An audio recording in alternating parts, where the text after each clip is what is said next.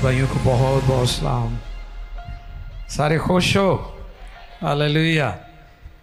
खुदा दे कदमां च आके खुशी मिलती है, राहत मिलती है, शादमानी मिलती है। Praise the Lord. और आज का दिन बड़ा ख़ास है। जस्ट लाइक फीस्ट, हम खुदाम की मेज़ पर आते हैं और ये एक ईमानदार मसीही का बहुत बड़ा इस्तेकाक है, प्रिविलेज है उसके लिए। यीशु मसीह ने हज़ारों को खाना खिलाया, मौजज़ात किए, बीमारों को शिफा दी, मुर्दों को ज़िंदा किया, लेकिन सबको अपनी मेज़ पर शामिल नहीं किया था। फ़क्त वही जिनको उसने बड़े मकसद के लिए चुन लिया था। जब आप मेज़ पर आते हैं तो ये इस बात का निशान है, सिंबल है कि आप खुदा के चुने हुए हैं, आप खुदा के लिए हैं। उसने आपको चुन लिया है इस दुनिया में से और अपने लिए चुन लिया है। दुनिया से अलग किया है और अपने लिए चुन लिया है। तो खुदा की शुक्रगुजारी सारी बातों के लिए। आज का जो मौजू है, आज का पैगाम, वो हम पुराने अहदनामा में से सुनेंगे। पैदाइश की किताब है, बुक ऑफ जेनेसिस चैप्टर 37, पैदाइश 37वां बाब और उसकी दूसरी आयत मुकद्दसा को हम तिलावत करेंगे। आओ कलाम खुदा में से आज की तिलावत जो सुनने को है हम, वो पैदाइश 37वां बाब और उसकी दूसरी आयत मुकद्दसा से हम सुनेंगे। आओ कलाम खुदा पर गौर करें। खुदा के कलाम मुकद्दस में यूरक में जी सुने गौर से। याकूब की नस्ल का हाल ये है, याकूब की नस्ल का हाल ये है कि यूसुफ 17 बरस की उम्र में, कि यूसुफ 17 वर्ष की उम्र में अपने भाइयों के साथ भेड़ बकरियां चराया करता था। भेड़ बकरियां चराया करता था। ये लड़का अपने बाप की बीवियों बिल्हा और जुल्फा के बेटों के साथ रहता था और वो उनके बुरे कामों की खबर बाप तक पहुंचा देता था। मुकद्दस कलाम के पढ़े, सुने, समझे और कबूल किए जाने पर खुदा उनकी बरकत। सब कहें आमीन, हालेलुया। मुकद्दस यूसुफ की जिंदगी आज के नौजवानों, खानदानों और लीडर्स के लिए हमें क्या पैगाम देती है, इस पर हम गौर करेंगे। मुकद्दस यूसुफ की जिंदगी, लाइफ ऑफ जोसेफ, क्या पैगाम देती है आज की यंग जनरेशन को, हमारे नौजवान बेटों को, हमारी बेटियों को, हमारी फैमिलीज को, आज के माँ बाप को और आज की लीडरशिप जो किसी भी तरह की हो सकती है। यूसुफ इब्रानी नाम है जिसका मतलब है खुदा ने मजीद इजाफा कर दिया।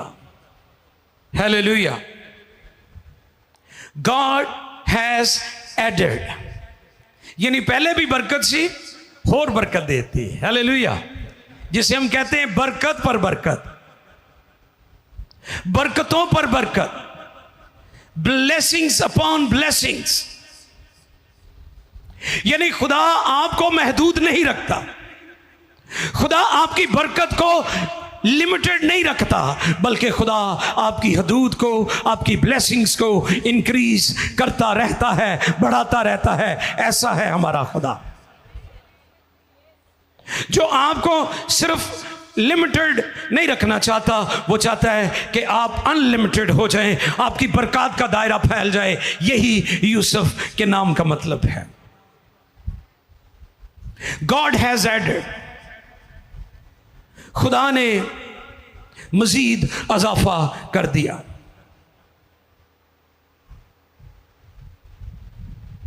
और इल्हाम की खूबसूरती, उसकी उम्र का भी जिक्र किया गया है।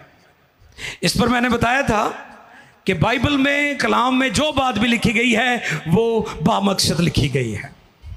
हम उसे लाइट ले लें, हम उसे इग्नोर कर दें, हम उसे सरसरी तौर पर पढ़कर आगे गुजर जाएं, ये हमारी अपनी मर्जी है।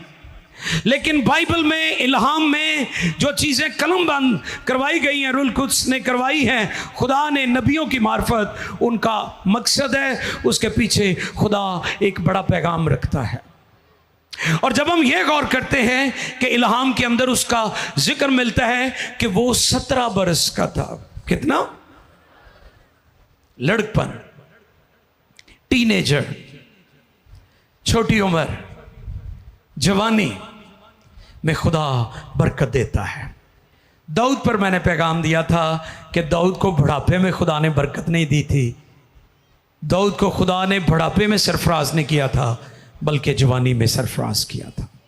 हालेलुया। कब सरफराज किया था? जवानी में। उम्र कितनी थी?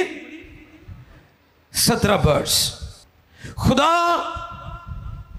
आने वाली नस्लों को पैगाम देना चाहता था, इसलिए उसकी उम्र कलम बंद करवाई। खुदा आने वाली नौजवान नस्ल को पैगाम देना चाहता था, इसलिए मैंने कहा आज का मौजू यूसुफ की जिंदगी से नौजवानों के लिए पैगाम, खानदानों के लिए पैगाम और लीडर्स के लिए पैगाम। 3 एरियाज हैं। 17 साल का था। कितने साल का? 17 साल। लड़कपन, छोटी उम्र, टीनेजर, लेकिन दिल खुदा के साथ जुड़ा हुआ है। ऐवी नहीं आवारा गर्दियां ते नलैकियां ते बेवकूफियां ते ऐवी मस्करियां तरह जिंदगी गुजार रहा सी। No, god's purpose driven life, खुदा के मकसद के तहत जिंदगी गुजारने वाले लोग दुनिया में कामयाब होते हैं, दुनिया में सरफराज होते हैं, दुनिया में बुलंद किए जाते हैं, दुनिया में उठाए जाते हैं। खुदा उन्हें अपलिफ्ट करता है जो खुदा के पर्पस के नीचे अपनी जिंदगी बसर करते हैं। अपने भाइयों के बुरे काम किहड़े? यानी ਇਹਦਾ मतलब ਇਹ ਵੇ कि ਉਹਦੇ ਮਾਂ ਪਿਓ ਨੇ ਉਹਦੀ ਤਰਬੀਅਤ ਐਵੇਂ ਦੀ ਕੀਤੀ ਸੀ ਕਿ ਉਹਨੂੰ ਅੱਛੇ ਤੇ ਬੁਰੇ ਦੀ ਪਹਿਚਾਨ ਹੈਗੀ ਸੀ। ਸਾਡੇ ਨਿਆਣਿਆਂ ਤੋਂ ਨਹੀਂ ਨਾ ਇਹ ਪਤਾ ਵੀ ਇਹ ਬੁਰਾ ਹੈ ਜਾਂ ਚੰਗਾ ਹੈ। ਅਸੀਂ ਕਹਿੰਦੇ ਆਪੇ ਵੱਡਾ ਹੋ ਕੇ ਸਿੱਖ ਲਏਗਾ, ਉਹ ਵੱਡਾ ਹੋ ਕੇ ਹੋਰ ਖਰਾਬ ਹੋ ਜਾਂਦਾ। ਇੱਕ ਹੋਰ ਕੰਮ ਫੜਿਆ ਹੈ, ਜਿਹੜਾ ਡਿੰਗਾ ਹੈ ਉਹਨੂੰ ਕਹਿਣਗੇ ਤਾਂ ਵਿਆਹ ਕਰ ਦਿਓ ਠੀਕ ਹੋ ਜਾਏਗਾ। ਦੱਸੋ ਤੁਸੀਂ, अपना मुंडा ठीक करने लई अगले दी धी का भी बेड़ा गर्क कर देंगे ने, ते जेड़े मुड्ढां दे विगड़े ने वो कित्थों ठीक होंदे ने। अपने भाइयों के बुरे काम किनू दसदा सी जाके?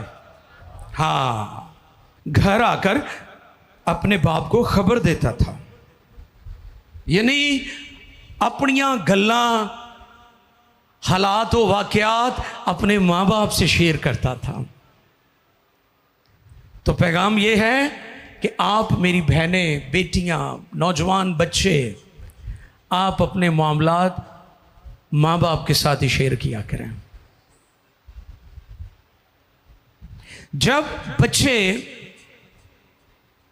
अपने मामलात माँ बाप के साथ शेयर नहीं ना करते तो फिर और लोग उनकी लाइफ में आ जाते हैं, वो उनके साथ शेयर करते हैं।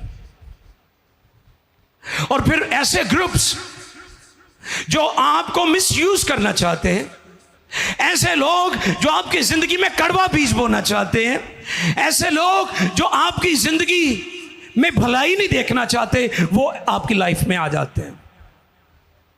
और फिर आप उनका टूल बन जाते हैं और इब्लीस बुरे तरीके से आपकी लाइफ को, आपके फ्यूचर को, आपकी एजुकेशन को, आपकी जॉब को, आपके बिजनेस को, आपके मामलात को डिस्ट्रॉय करता है।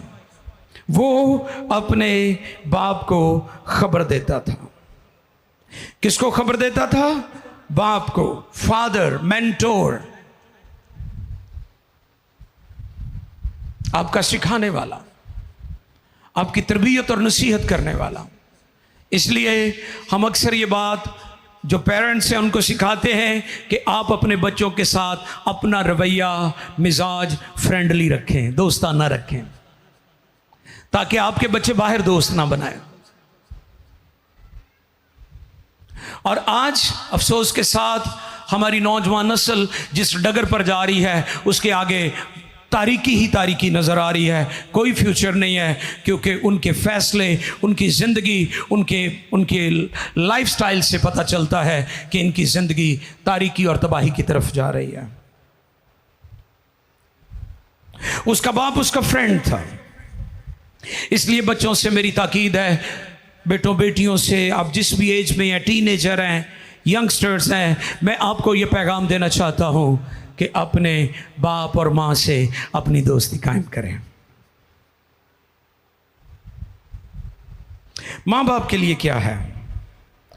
माँ बाप को भी ट्रस्ट लेवल को बढ़ाने की ज़रूरत है, क्योंकि माँ बाप भी बच्चों पर ट्रस्ट पूरे तौर पर नहीं करते। दूजियां दी गल मान लेंदे, अपने बच्चे नूं नहीं मौका देंदे। अपने बच्चों पर ट्रस्ट करें, उन पर भरोसा करें, और जब आप ऐसा करेंगे तो यूसुफ की तरह बच्चे अपना हार्ट आपके साथ शेयर करेंगे, क्योंकि आप अपने बच्चों पर एतमाद कर रहे हैं।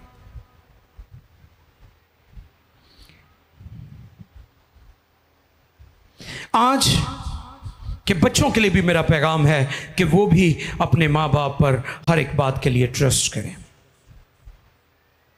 अगर आप अपने माँ बाप पर ट्रस्ट नहीं करेंगे, उन पर भरोसा नहीं करेंगे, उन पर एतमाद नहीं करेंगे, तो गलत लोग आपकी जिंदगी में एंटर होंगे, और गलत लोग फिर आपकी जिंदगी को डिस्ट्रॉय करेंगे। फिर गलत लोग आपके टैलेंट को, आपकी लाइफ को मिसयूज करेंगे, आपको डिस्ट्रॉय करने की कोशिश करेंगे, आपको मिसलीड करेंगे, आपकी जिंदगी में कड़वा और नेगेटिव बीज बोएंगे। इसलिए अपने माँ बाप पर ट्रस्ट करें, माँ बाप भी बच्चों पर ट्रस्ट करें, और बच्चे भी माँ बाप पर ट्रस्ट करें, भरोसा करें। 39वें बाब की दूसरी और तीसरी आयत, पैदाइश 39वां बाब दूसरी और तीसरी आयत, और देखें खुदा के कलाम में से। और खुदावंद यूसुफ के साथ था। वाह, व्हाट अ ग्रेट प्रिविलेज। आओ इस बात के लिए तालियां बजाएं। खुदावंद किसके साथ था? यूसुफ के। ताड़े नाल कोई होर होवे या ना होवे, खुदावंद दा होना बहुत जरूरी है। भावें तुसी मिस्र च हो, ते भावें तुसी मुल्के कनान च हो, या जिथे मर्जी हो। ये स्टेटमेंट है यूसुफ के बारे में। खुदावंद उसके आगे जी, और खुदावंद यूसुफ के साथ था। और खुदावंद यूसुफ के साथ था। और वो इकबालमंद होता हुआ, जिसके साथ खुदावंद होता है वो फिर नीचे नहीं रहता, वो इकबालमंद होता है। खुदावंद यूसुफ के साथ था, और वो इकबालमंद हुआ, और वो इकबालमंद हुआ, और अपने मिस्री आका के घर, और अपने मिस्री आका के घर में रहता था। बहुत शुक्रिया जी। पहली बात, खुदावंद यूसुफ के। दूसरी बात, खुदा ने उसे। और तीसरी बात, वो कहाँ रहता था? वाह भाई वाह, बल्ले ते कल्ला सी रहंदा किथे सी? अपने आका जो मिस्री आका था उसके घर में रहता था। आगे चलकर मैं बताऊंगा कि मिस्र के बादशाह के घर में रहना कितना बड़ा इस्तेकाक था, ये छोटी बात नहीं थी। खुदावंद उसके साथ था। जब आप खुदावंद पर भरोसा करते, अपनी राहें दुरुस्त रखते, खुदावंद के कलाम को फॉलो करते हैं, तो फिर खुदा आपके साथ है। और जब खुदा आपके साथ है तो आप इकबालमंद होंगे, यानी ब्रोमंद होंगे, यानी अपलिफ्ट होंगे, यानी सरबुलंद होंगे, यानी सरफराज होंगे। और यूसुफ मिस्र में अकेला था। अब यहां पर उसके मां बाप उसके साथ नहीं है, लेकिन उसके बाप ने और उसकी मां ने उसकी ऐसी तरबियत की है कि वो जिथे मर्जी कल्ला चला जाए, कोई शख्स ਉਹਦੇ ईमान ਨੂੰ खराब नहीं कर सकता। ਤੁਸੀਂ ਵੀ ਆਪਣੇ ਬੱਚਿਆਂ ਦੀ ਐਵੇਂ ਦੀ ਤਰਬੀਅਤ ਕਰੋ ਕਿ ਤੁਹਾਡੇ ਬੱਚੇ ਸਕੂਲ 'ਚ ਜਾਣ, ਤੁਹਾਡੇ ਬੱਚੇ ਕਾਲਜ 'ਚ ਜਾਣ, ਤੁਹਾਡੇ ਬੱਚੇ ਬੱਚੀਆਂ ਯੂਨੀਵਰਸਿਟੀਆਂ 'ਚ ਜਾਣ, ਉਹ ਵਰਕ ਪਲੇਸ ਤੇ ਹੋਣ, ਕਿਸੇ ਮਾਰਕੀਟ ਪਲੇਸ ਤੇ ਹੋਣ, ਤੇ ਆਸਾਨੀ ਨਾਲ ਕੋਈ ਸ਼ਖਸ ਉਹਨਾਂ ਦੇ ਈਮਾਨ ਨੂੰ ਖਰਾਬ ਨਾ ਕਰ ਸਕੇ, कभी उन्हें तब्दील ना कर सके। वो अकेला था और मिस्र में था। मिस्र बुत परस्ती का गढ़ था, मिस्र में बुत परस्ती भी थी, मिस्र में उसके लिए सब कुछ मुमकिन था, सारी आसाइशें मौजूद थी। वहां पर वो आसानी से शराब पी सकता था, आसानी से बदकारी कर सकता था, आसानी से करप्शन कर सकता था, लेकिन खुदा उसके साथ था और वो इन सारी बलाओं से बचा रहा। वो मिस्र में अकेला था। और किदे घर च सी? मिस्री। सुनो गौर ना, पुराने अदवार में बादशाह अपने घर में मर्द स्टाफ नहीं रखते थे, ट्रांसजेंडर यानी ख्वाजा सरा को रखते थे। इसके पीछे वजह क्या थी? क्योंकि वो नहीं चाहते थे कि उनकी फैमिली में किसी तरह का कोई चैलेंज हो। लेकिन यूसुफ उसके घर में रहता था, उसने इतना ट्रस्ट डेवलप किया था अपना। वाह,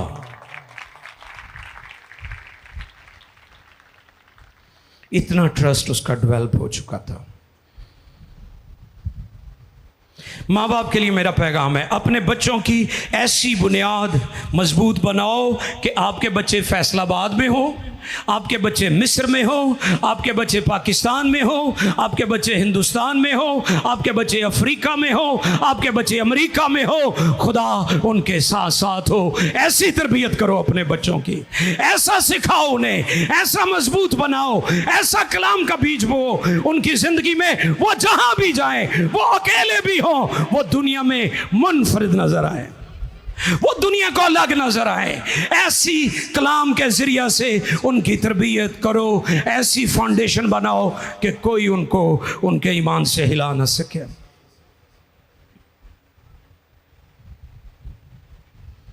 अजकल दे बच्चे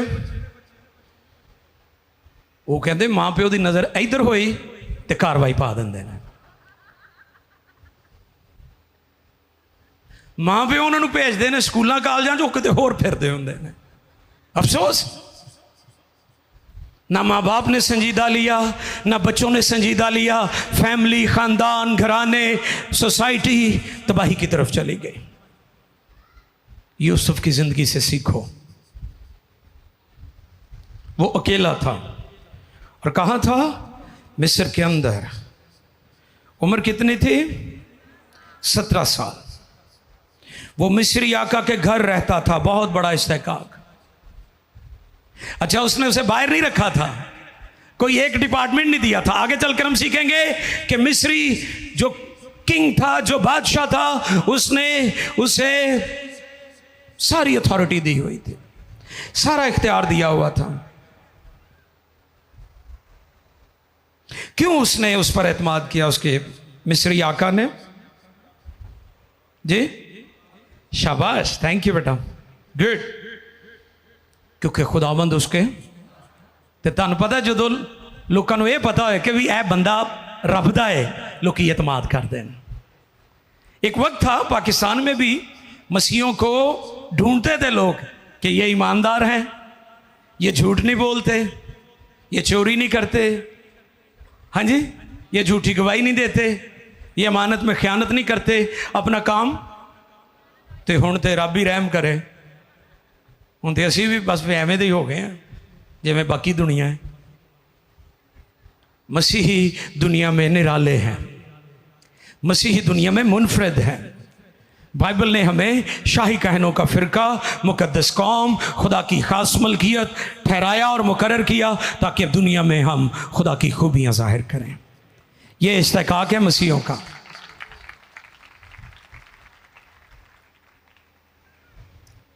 अफसोस मसीही आज सच्चाई को नज़रअंदाज कर रहे हैं। आज खुदावन से जैसे जैसे मसीही दूर जा रहे हैं, उनकी गवाही भी खराब हो रही है। महात्मा गांधी कहते थे, मैंने यीशु मसीह को अनाजील के अंदर तो देखा है, लेकिन मसीहों की जिंदगी में मसीह को नहीं देखा। फिर गैर कौम और दुनिया इस तरह के कमेंट्स करती है आपके ऊपर। क्यों उसके आका ने उस पर ट्रस्ट किया? क्योंकि खुदावंद उसके साथ था। ये है आपकी पहचान कि आप खुदा के लोग हैं। ते जे तुसी खुदा दे विच नहीं ते तुहाडा किसी ने भी एतबार नहीं करना। ते जे बंदे तुहाडे ते एतमाद ना करन, इंसान तुहाडे ते एतबार ना करन, ते दसो खुदा तुहाडे ते एतबार किवें कर ले? याद रखें, यूसुफ खुदा की नजर में भी मकबूल हुआ और अपने आका मिस्री आका की नजर में भी मकबूल हुआ। Man to man, man to god, इंसानों की नजर में भी और खुदा की नजर में भी मकबूल हुआ, क्योंकि खुदा उसके साथ था। उसके आका को कैसे पता चला कि ये ऑनेस्ट पर्सन है? क्योंकि उसके आका ने देखा कि जिस काम को ये हाथ लगाता है, पढ़ते हैं जी, जो अभी हमने 39 की 2 में रखल पड़ी थी, तीसरी आयत भी पढ़ें जी। और उसके आका ने देखा, और उसके आका ने देखा, क्या देखा? कि खुदावंद उसके साथ है, खुदावंद उसके साथ है, और जिस काम को वो हाथ लगाता है, खुदावंद उसमें उसे इकबालमंद करता है। हालेलुया। यानी जेड़ा काम ये करता है ना, वो काम बाबरकत हो जाता है। ये कैसी बात है? यानी दूसरे भी हाथ लगाते होंगे, दूसरों को भी उसने कुछ इख्तियार दिए होंगे, लेकिन उसने देखा कि जिस काम को यूसुफ हाथ लगाता है, उस काम में वो इकबालमंद होता है, ब्रोमंद होता है, सरफराज होता है। उन्हें पता चल गया कि बंदा खुदा दा है। उसने उसे क्या किया फिर जी? पढ़ते जाए, होगी मुकम्मल जी। चुनाचे यूसुफ उसकी नजर में मकबूल ठहरा और वही उसकी खिदमत करता था, और उसने उसे अपने घर का मुख्तार बनाकर अपना सब कुछ उसे सौंप दिया। और जब उसने उसे घर का और सारे माल का मुख्तार बनाया, तो खुदावन ने उस मिस्री के घर में यूसुफ की खातिर बरकत बख्शी। और उसकी चौथी आयत पढ़ लीजिएगा, चौथी आयत। चुनाचा यूसुफ उसकी नजर में मकबूल ठहरा और वही उसकी खिदमत करता था। और उसने उसे अपने घर का मुख्तार बनाकर अपना सब कुछ उसे सौंप दिया। क्या भरोसा था? सब कुछ सौंप दिया। वो उस पर भरोसा करता था। छठी आयत पढ़िए जी, इसी बाब की छठी आयत, 39वें बाब की छठी आयत भी देखेंगे। और उसने अपना सब कुछ यूसुफ के हाथ में छोड़ दिया, और सिवा रोटी के जिसे वो खा लेता था, उसे अपनी किसी चीज का होश ना था। और यूसुफ खूबसूरत इथे रुको जरा, यूसुफ खूबसूरत और हसीन था। हाँ, कुदरती हुस्न। लोग फैशन की लगन में मारे फिर रहे हैं, लेकिन खुदा के हाथ के नीचे रहे, आपके चेहरे पर कुदरती ग्लो होगा, नेचुरल ग्लो होगा, नूर होगा, जलाल होगा, बरकत होगी। यूसुफ कुदरती तौर पर खूबसूरत और हसीन था। ये खूबसूरती उसके अंदर की भी है और उसके बाहर की भी है। खूबसूरत, हसीन, नेचुरल ब्यूटी। आज लोगों ने अपनी शक्ल बिगाड़ ली है। तरह तरह से लोगों ने अजीब अजीब किस्म के फैशन किए हुए, खासतौर पर हमारे नौजवानों ने। हमारी मसीही आबादियों में अगर जाएं तो आपको अजीब अजीब नमूने मिलेंगे, वहां पर अजीब और गरीब आपको नमूने मिलेंगे। यूसुफ से सीखो, वो कुदरती तौर पर खूबसूरत और हसीन था, और सिर्फ ज़ाहरी तौर पर नहीं, उसका बातन भी रोशन था, वो अंदर से भी खूबसूरत था। अपने बच्चों को टीच करें।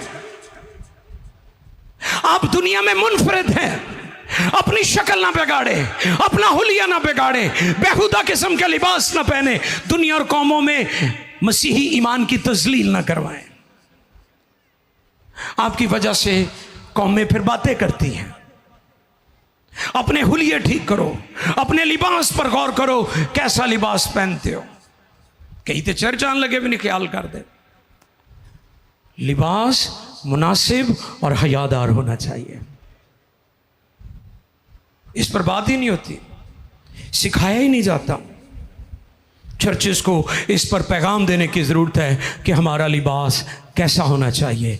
बाइबल मुक़द्दस ज़ाब्ता हयात भी है और ज़ाब्ता निजात भी है। इब्ने आदम खोए हुओं को ढूंढने और निजात देने आया है। ऐसा नौजवान जो खूबसूरत था, कुदरती हुस्न। फैशन की लगन ने बच्चों की तबाही कर दी है। हम अपने फैशन को पूरा करने के लिए हर शॉर्टकट वे की तरफ चले जाते हैं। इस पर ज़्यादा नहीं मैं जाऊंगा, लेकिन कलाम फरमाता है हुस्न धोखा और जमाल बेसबात है। खुदा आपको सिर्फ बाहर से नहीं बल्कि अंदर से देखता है। आप गौर करें कि जहां पर वो रहता था वो बादशाह का महल था, पैलेस था। अगर यूसुफ चाहता तो जैसा कि बादशाह की बीवी उस पर फरिफ्ता हो गई थी, वो क्या करता, वो जहर का प्याला लेता और अपने आका को दे देता ताकि मगरो लथे तो चलो यदि बीवी ना मैं ब्याह भी कर ला और मुल्क का बादशाह भी बन जा। लेकिन यूसुफ ने ऐसा नहीं किया। यूसुफ ने कोई शॉर्टकट नहीं खेला। जब आप शॉर्टकट नहीं खेलेंगे तो खुदा वक्त पर आपको सरफराज करेगा। उसने कोई, मैं पिछले दिनों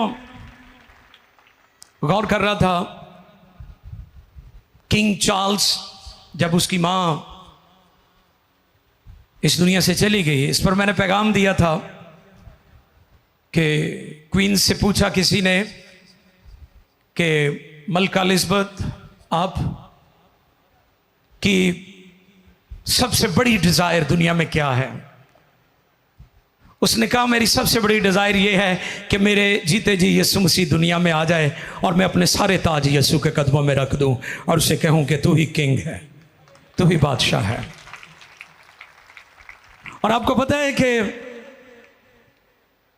70 साल की उम्र में वो शख्स, उसका बेटा चार्ल्स जो पहले शहजादा था फिर किंग बना, मैं गौर कर रहा था कि उसने कितना इंतजार किया अपनी बारी का, सबर से इंतजार किया। वो चाहता थे माई नू पहले भी खुडे लाइन ला सकता सी जिवें ला देंदे ने लोग, है ना, लेकिन वो सबर से इंतजार करता रहा। ते सबर दा फल की हुंदा है? असीं कहने हैं ना सबर दा फल मिठा हुंदा है। वाकया स्टेटमेंट है कि वो खूबसूरत और हसीन था और खुदा उसके साथ था। अगर अंदर यीशु है, पाक रूह है, अब जहां भी है खुदा आपके साथ है। आप पाकिस्तान में रहें, आप किसी और मुल्क में जाएं, किसी यूरोपियन कंट्री में चले जाएं, अगर खुदा आपके साथ है, अगर खुदा में आप जिंदगी बसर कर रहे हैं और पाकरू आपकी जिंदगी में है, तो फिर मैं आपको पैगाम देता हूं यूसुफ की तरह खुदा आपके साथ साथ है। अब हम 39वें बाब की 7वीं और 8वीं आयत देखेंगे। 39वें बाब की 7वीं और 8वीं आयत। इन बातों के बाद यूं हुआ कि उसके आका की बीवी और उसके आका की बीवी की आंख यूसुफ पर लगी और उसने उससे कहा कि मेरे साथ हम बिस्तर हो लेकिन उसने इनकार किया और अपने आका की बीवी से कहा कि देख मेरे आका को खबर भी नहीं कि इस घर में मेरे पास क्या है और उसने अपना सब कुछ मेरे हाथ में छोड़ दिया है। ये है ईमानदारी, ये है रासबाजी कि आप अकेले हैं, आप तन्हा हैं और हर तरह की बुराई आपको मुयस्सर है, लेकिन आप उससे इज्तनाब कर रहे हैं। ये है यूसुफ, ये है बच्चों के लिए मशले राह। और आज मीडिया ने हमारी दुनिया को इखलाकी तौर पर दवालिया करके रख दिया। नेगेटिव मीडिया की मैं बात कर रहा हूं, वो मीडिया जो हमारी नस्लों को बर्बाद कर रहा है, उन्हें इमोशनली डैमेज कर रहा है, उन्हें ज़हनी तौर पर माजूर कर रहा है। आज की दुनिया बहुत बड़ा चैलेंज है। आज हमारे बच्चों को मिस्र का तो सामना नहीं है, लेकिन जो मीडिया का मिस्र है वो हमारे बच्चों को तबाह कर रहा है। हमारे बच्चे मिस्र में तो नहीं है, हमारी नस्लें, हमारे नौजवान बेटे बेटियां, हमारे खानदान मिस्र में तो नहीं है, लेकिन मीडिया का मिस्र जो है हमारे बच्चों की तबाही कर रहा है। इसलिए अपने बच्चों की तालीम और तरबियत और उनकी बुनियाद खुदा के कलाम के मुताबिक करें, वरना आपके बच्चे तबाह हो जाएंगे। कोई फ्यूचर नहीं, कोई मुस्तकबिल नहीं और कोई टारगेट और मंजिल नहीं। थिस्सलुनीकियों को पौलुस रसूल थिस्सलुनीके के ईमानदारों को लिखते हुए, पहला थिस्सलुनीकियों 4 बाब 1 से 5वीं आयत मुकद्दसा तक हम देखें और खुदा के कलाम में से इन हवाला जात को हम पढ़ लें। पहला थिस्सलुनीकियों 4 बाब की 1 से 5वीं आयत तक। जी, गर्ज है भाइयों, मैं तुमसे दरख्वास्त करता हूँ और खुदावंद यीशु मसीह में तुम्हें नसीहत करता हूँ कि जिस तरह तुमने हमसे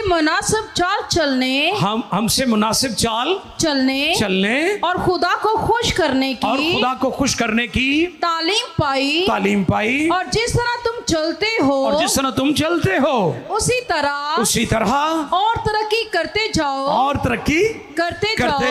क्योंकि तुम जानते हो कि हमने तुमको खुदावंद यीशु की तरफ से क्या क्या हुक्म पहुंचाए, चुनाचा खुदा की मर्जी ये है कि तुम पाक बनो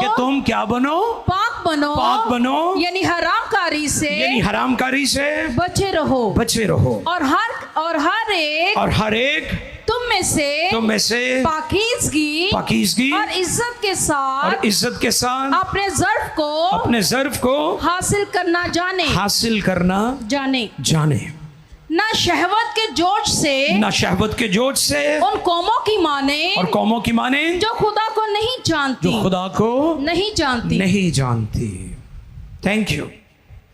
एक और हवाला आखिर में, इमसाल 25:28 भी हम देखेंगे। जी, कलाम खुदा में से इमसाल की किताब 25वां बाब 28वीं आयत। जो अपने नफ्स पर जाबित नहीं वो बेफसील और मस्मार शुदा शहर की मानिंद है। ज़ाब्ते नफ्स यानी अपनी ख्वाहिशों पर, अपनी सोचों पर, अपने बदन पर गालिब आने वाला शख्स, और जो ज़ाब्ते नफ्स नहीं है, वो किसकी मानिंद है? मस्मार शुदा शहर की मानिंद है। यानी ऐसा शहर जो मस्मार हो चुका है। आपने देखा होगा कि जब आजकल टाउन्स बनते हैं तो उसके चौगिर्द एक बाउंड्री वॉल होती है जो उसके तहफ़्फ़ुज़ की ज़ामिन होती है, सिक्योरिटी को इंश्योर करती है। और अगर वो दीवार गिर जाए तो वो सोसाइटी, वो नेबरहुड गैर महफूज हो जाएगा। इसी तरह जब आप गालिब आने वाले ईमानदार बन जाएंगे तो चीज़ों पर, ख्वाहिशों पर गालिब आएंगे। और जैसे लिखा है कि खुदावंद यूसुफ के साथ था और वो इकबालमंद हुआ। वाह! जब हम खुदा में होते हैं तो फिर हम इकबालमंद होते हैं। आज के इस पैगाम में हम इस बात को सीखते हैं कि यूसुफ 17 साल का था। यूसुफ के माँ बाप ने उसकी तालीम और तरबियत ज़बरदस्त की, उसकी बुनियाद ठीक रखी, कलाम की सच्चाइयाँ उसकी ज़िंदगी में मुंतकिल की। और फिर यूसुफ ऐसी जगह पर चला गया जो बुत परस्ती का गढ़ थी, जो बदी और हर तरह की शराब का गढ़ थी, लेकिन वहाँ पर भी जाकर वो खुदावंद में कायम रहा। हालेलुया! आओ इस पैगाम से हम सीखें और जानें कि खुदा इस पैगाम में कौन सी बात हमारे साथ